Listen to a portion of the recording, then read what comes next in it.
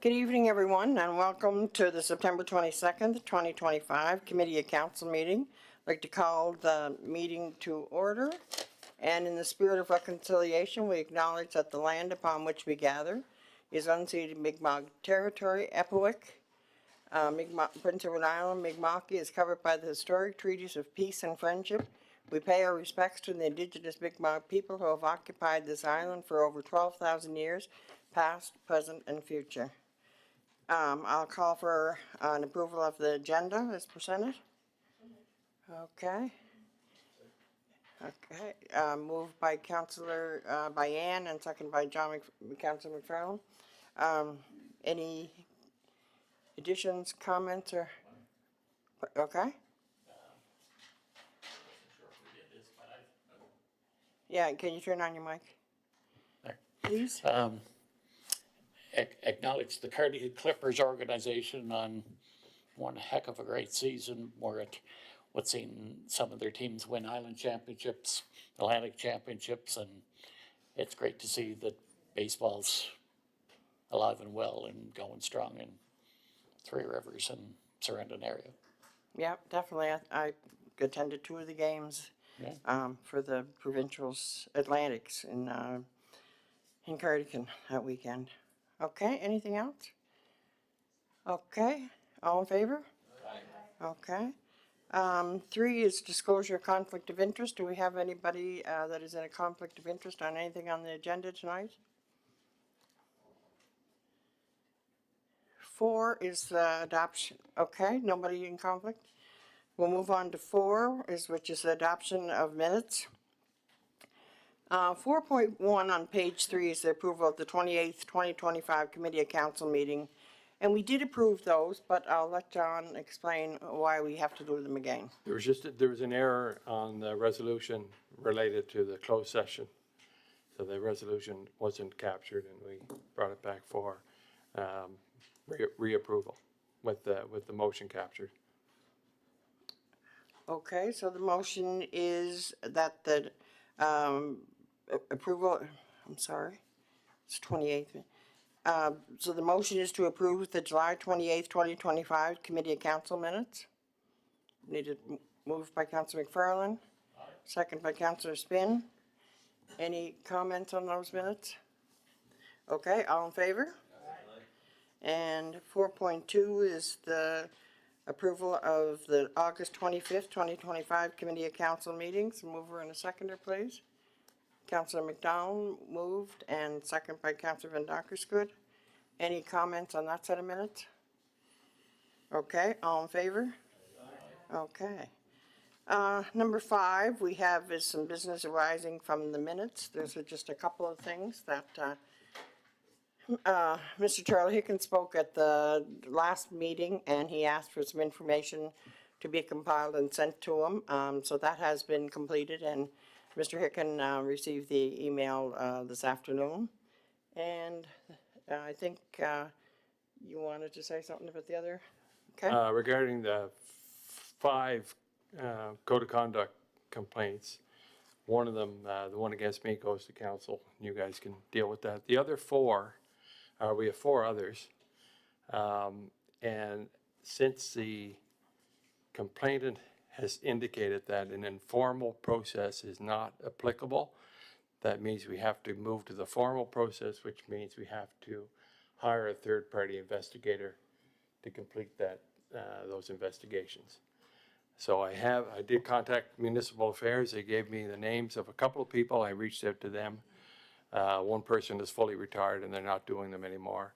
The other person has no interest in doing them, so we'll have to do a bit more work.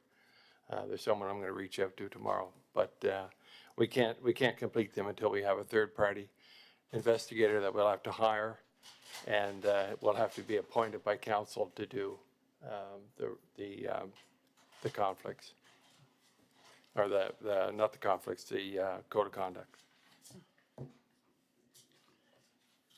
And the one pertaining to the CAO, Mr. Dort will have information, will have a reply to his complaint that he filed shortly. Okay, so now we're on to, I have regrets from Councillor Van Dyke this evening, so should mention that. Yes, Councillor McFarland? Thank you, Your Worship. Under business arising, the revamp of the streetlights on Main Street, where are we with that? They were supposed to go through the summer, wasn't it? Last I heard was October. Is that still valid? Yep. Should just be a little more patient then. I guess we'll have to. Thank you. Okay, I don't think we have any other business arising, do we? The number 6 is presentations and delegations. We had Mr. John McDonald to present to council tonight. Is Mr. McDonald in the room? No? Okay, so that was the only presenter that we had on. Number 7 is reports.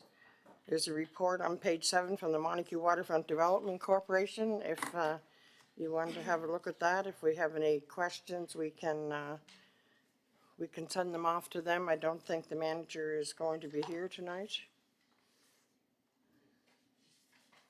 That's on page 7.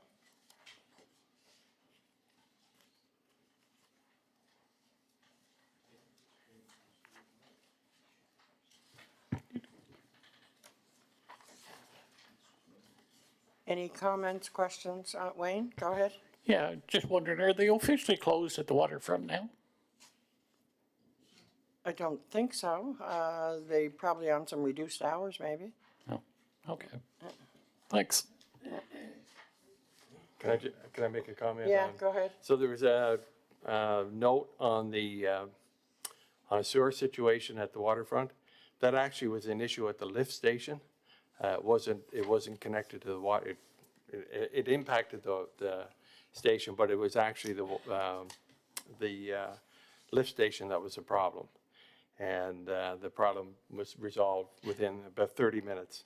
And at the time, we had 2 of our 3 operators on leave, so we were down to 1 person, and there may have been some maintenance, there may have been a check miss there that ended up having that. So it actually wasn't connected to any of the repairs that were done or a situation at the station itself. We will be putting in, I think, Dorothy, correct me if I'm wrong, we're putting in a new manhole there next year, and that'll be done the spring of 2026 before they open up for the year. As far as we know, yeah. Everything's rectified, working there now. Okay, great. Thank you. Go ahead, Martina. Yeah, I just wondered if someone would respond back to the ones that wrote letters, like Artisan on Main, because they had such a mess there. And about that it's being addressed. Yeah. Yeah. I think maybe rather than from the board or Brogan may want to address that rather than the town, but yeah, if you want to update them on the information that you've gotten at the meeting here tonight. Okay, 7.2 is on page 9, King's Playhouse Quarterly Report. If have any questions on that? Excuse me.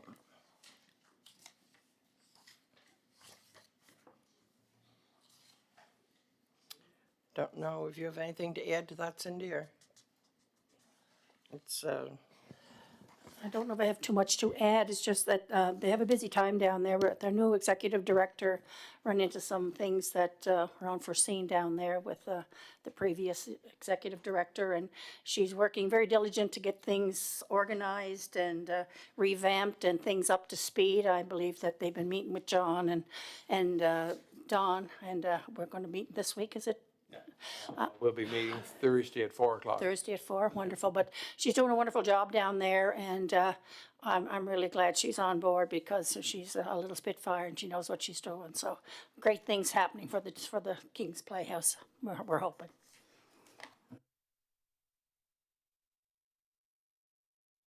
We will move ahead to 8, which is the request for decisions.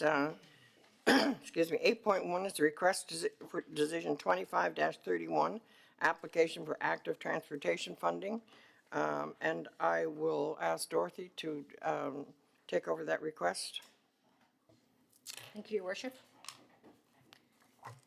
Two funding streams are currently available to support active transportation initiatives: the Prince Edward Island Active Transportation Fund and the Housing, Infrastructure and Communities Active Transportation Fund. These programs offer financial support for projects that promote safe, accessible, and sustainable transportation options. Our capital budget has identified two priority projects that may qualify for funding under these programs: the Cardigan Active Pathway, located from the school in Cardigan to the multi-use trail off of Chapel Road. And the purpose for this trail is to provide a safe and accessible route for students and residents, encouraging walking and cycling within the area. John Bear Drive Sidewalk Project, located along John Bear Drive. The purpose is to improve pedestrian safety and connectivity in a residential area. The application timeline for both of these projects is approximately the early part of December 2025, and the funding would be applicable to 26-27. If council supports the applications, then we will need to identify prioritization for the projects. So we can apply for both of them, but should funding run short and they need to make choices, then we need to decide which would be a number one project and a number two project. Cost estimates: the initial costs will be limited to developing project estimates required for application processes. So we'll get some class 4 estimates to go along with the project. So the final design and planning will only occur if funding is approved, because that is a costly entity on its own. And the final consultation phase will be held post-approval to gather resident input and feedback. These funding opportunities present a valuable chance to advance key infrastructure projects that align with the community's goals for accessibility, safety, and sustainability. Council's direction is requested to proceed with applications and establish project priorities. So the request is that council approve to seek funding for the active transportation projects 26-27. John, go ahead. Thank you, Your Worship. For the John Beer Drive sidewalk project, does that also include the stormwater component? Stormwater system component? So the application for the active transportation funding would only entail the actual pathways. Right. We could put the other infrastructure in there. It's highly unlikely they would add stormwater in there, but I would assume, as usual, be connecting with the province in regards to the stormwater, which they do manage. So it's a multi-level project. Okay, great, thank you. Dorothy, you said that we could apply for both, but if funding ran out, we'd have to prioritize. Is that, if there wasn't If we sufficient funding for both of them? If we're making application for more than one project, they want us to prioritize in case funding should be exhausted before they're able to allocate all the funding. Then they would look at our ask and say, obviously this is priority one, and they would try to fund that one first. Okay, so when do we prioritize? Before the application, or? I need a motion to go with the application on council's preferences, yes. Do you want that done, is that to be done in conjunction with this? No? Yes, I'm hoping that if this gets moved ahead for a motion, that council would assign the priorities to this. Okay, at the next council meeting. That's correct. Okay, I just wanted to clarify that. I have Cody first. Yeah, no, I support both of them, and I'll just put it out here now. If I'm gonna be asked for priority, I put Cardigan 1 and John Beer 2. John, go ahead. Yes, to move this ahead, and of course, my, John Beer Drive has been, should have been on the forefront for, it's at least 10 years. So, that's where my priority will go for that one. But I'm put both ahead for funding. Okay. Alan, Councilman Earl? Under required resources, it says obviously staff time. It says some funds. Do we have any idea what kind of funds we're looking at to apply? So if we make application to both of these funds and are successful in getting funding, it would almost be 100% funded. Okay. Correct me if I'm wrong, but is there not paved shoulders from the Cardigan School to the ball fields now? No, currently there isn't. Again, some of the considerations at design time will be, which side of the road it's going to go on, because both of them have ditch on both sides. You know, it's a steep hill. It's certainly not going to be what we would consider an accessible trail, but it would certainly be, you know, a priority for the town to be able to get people moving around in a safe manner. But there's no paved shoulder there currently. So there's no paved shoulder from the school down to the bridge and including across the bridge to Shore Road? Just the Or bridge, No, just the bridge. sidewalks, but is there not a shoulder down along by Herman Vandenbroek's house? No? Maybe, it's like this part. Yeah. past the yellow, not the paved shoulder. Yeah, moving forward, I think I would be with John Beer 1 and the Cardigan Trail 2.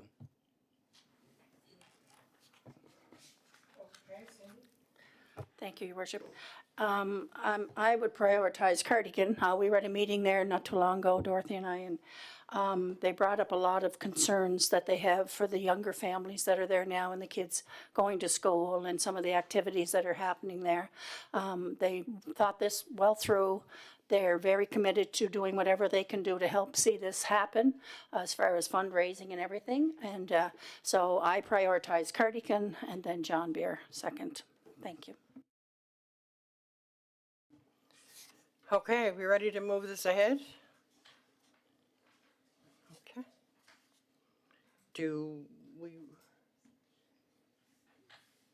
we want, okay, we'll move it ahead as it is there now, or how do you want to move it ahead?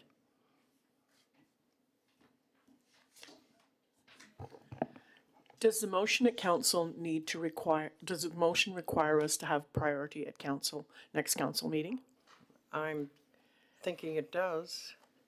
I need a Yeah. motion to attach to the application prior to the December deadline. Okay.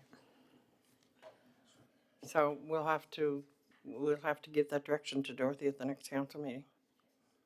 Okay, okay, so we move it ahead. Okay, Dorothy, I think 25-32 landscaping stone pathway, Sackville to Station Street is, you're gonna take that on as well? Thank you, Your Worship. During recent budget discussions, council approved the development of a pedestrian pathway connecting Sackville Street to Station Street. This initiative aims to improve public access to the waterfront area, enhance safety, and contribute to the visual and recreational appeal of the community. The pathway has been designed as a long, gently sloping route to ensure accessibility for all users, including those with mobility aids such as walkers and wheelchairs. Key design features include a sturdy stone plantable retaining wall for long-term stability and minimal maintenance and to recapture green space. Safety railings installed along sections where the pathway is set into the bank and near the turn. A sitting wall integrated into the top cap of the retaining wall, offering scenic views and rest areas for users. The wall incorporates a curve, a favorite feature for landscape designers. Consultation was held with the property owners at Perrins Villa, whose property is partially affected by the pathway alignment. They expressed strong support for the project and approved its progression with the understanding that a small portion of the pathway would be situated on their land. An RFQ was put out and it specified the use of specific stone materials for this project to meet durability, aesthetics, and low maintenance requirements. The evaluation of the quotes received is attached for your review. I've also added a little blip on the Magnastone product that we suggested that we would like to have had in the project. This pathway project presents a meaningful investment in community infrastructure, promoting accessibility, safety, and the enjoyment of the waterfront area. Council support has been instrumental in moving this initiative forward. The capital budget allocated only $160,000 for this project. Additional funding will be applied to assist with the need for additional capital costs to complete this project. So the request is to award the contract for construction of the Sackville to Station Street pathway in the spring of 2026. The recommendation would be to go with the higher bidder who has quoted on the construction design as it was presented with no modifications.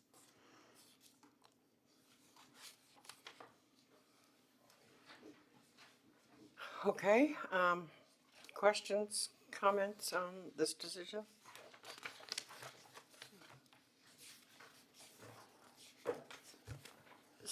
Just to be clear, you're recommending that we go with a higher price here? Is that? That's correct. The design was specific on the type of block and the route for the project. And the high bidder stuck to that particular guidelines. We do have another bid, and the suggestion is that should they get awarded the contract, they would like to have consultation with the owner and the designer for some modifications. The large stone block, he didn't feel was something that would work in the turn, and he suggested that there would be some other materials, but he wasn't specific on what those materials were at this time. Okay, I have John first. Thank you, Your Worship. Excuse me. How much of this is on private property?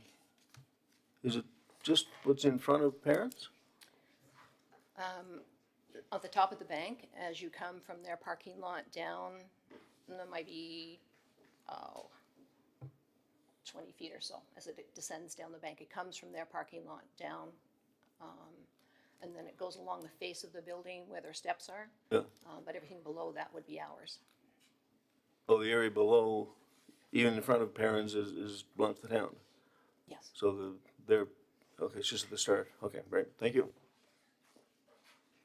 Okay, Wayne? Dorothy, what was the difference in dollars and cents between the highest one and the other one? It's in your package, Wayne. It's on page 19, Wayne. 19? Yep. Okay. I didn't get that far. Sorry.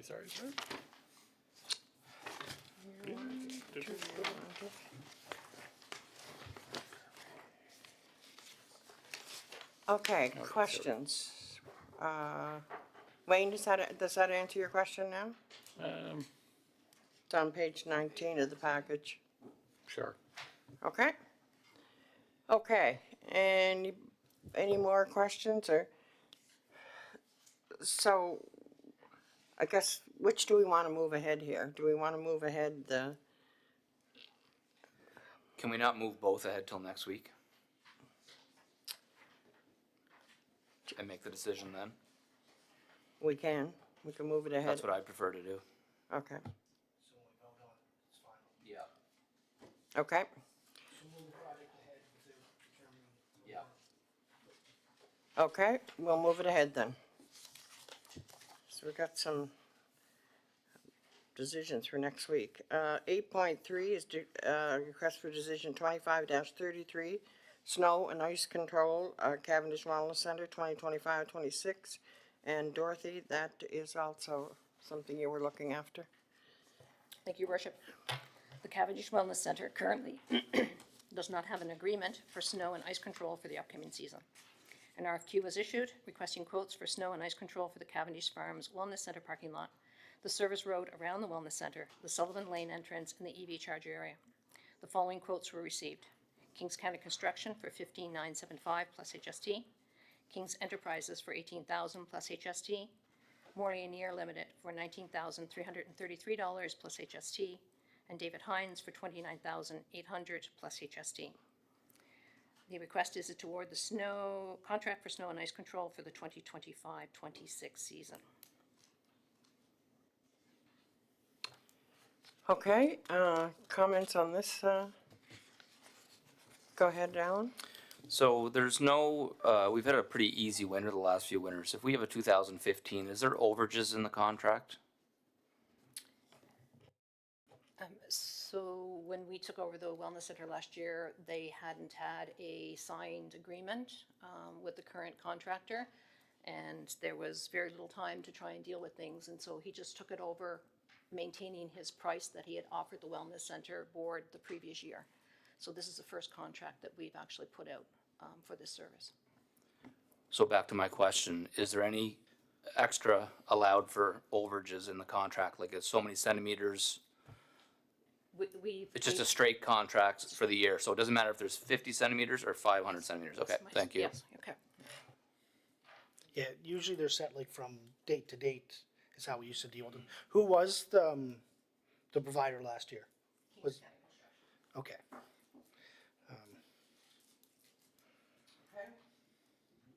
Do you have a recommendation on the forward? sorry, do we have a recommendation to move forward? And I'll recommend Kings County you want Construction. to, okay, Yep, so that's we'll fine. move it forward with the recommendation that, is everybody in agreement with that? Okay, so we'll move it forward with the Kings County Construction being the provider. Okay. So, that brings us to 8.4 on page 23. And I don't think the manager for the waterfront is here. So,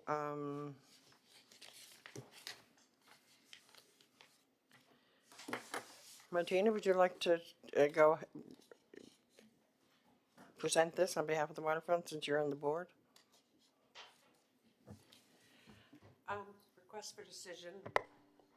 The background is that the Montague Waterfront has had a very positive response to our RFP to provide a space for food trucks on the waterfront, and now we have 3 tenants of food trucks for the 2025 season. With mentions from the tenants that have asked if it's possible for one of the food trucks to operate in the parking lot on Station Street closest to Main Street. This would provide additional parking and space for customers and be on the waterfront side, which will allow for more pedestrians and closer to playgrounds, picnic areas, and washrooms. The request, Montague Waterfront is asking Three Rivers to allow this parking lot to be deemed a preferred site for a food truck, maximum 2, as on the other side, to utilize in 2026 and in other years following.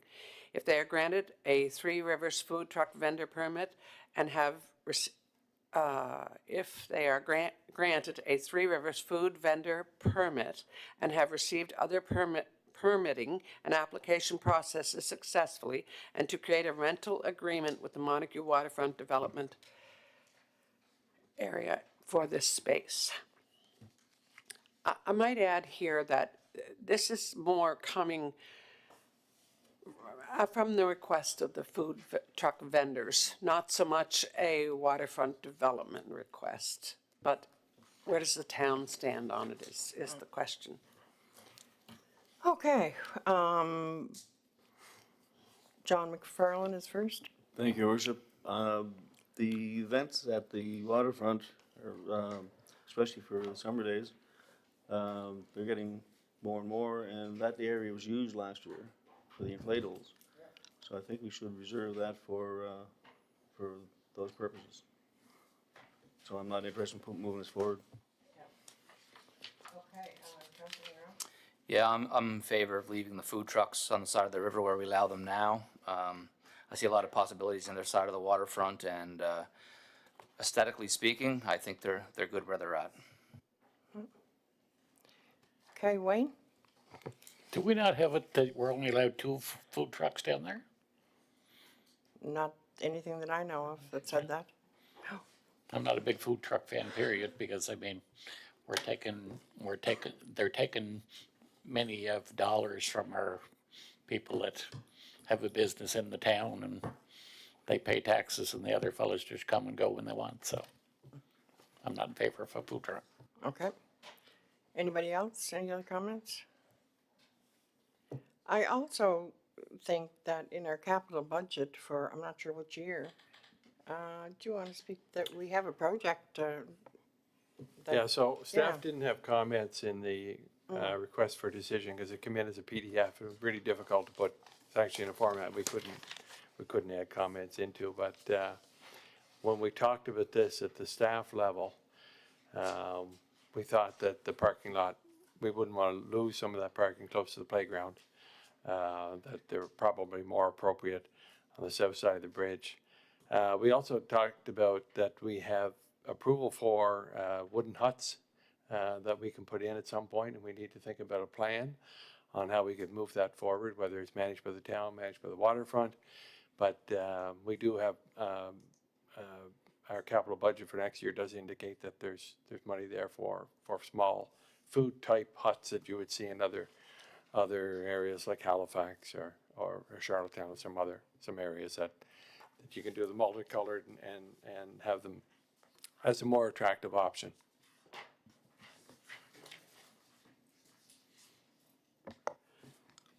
Go ahead, Just wanted to Martina. say that the Montague Waterfront Development Board has just approved to go forward with the strategic plan for the whole waterfront. You know, I'm sure it'll be in partnership with the town, so it'll be community feedback, so it's probably a good idea to step back from this right now. Yeah, I can see that, especially if you're doing a strategic plan. Okay, so we'll not move that forward for now. But, so it doesn't go any further. So, I should have mentioned at the first of the meeting, we do have a closed session, which we are at now. So we would ask, people to leave the building for the closed session. 9.1, we do have a plan to, open back up, so we will let you know when the meeting is back in session. So I need a motion to go into a closed session. Moved by Councilor Van Roy, second by Councilor Van Donkersgoed.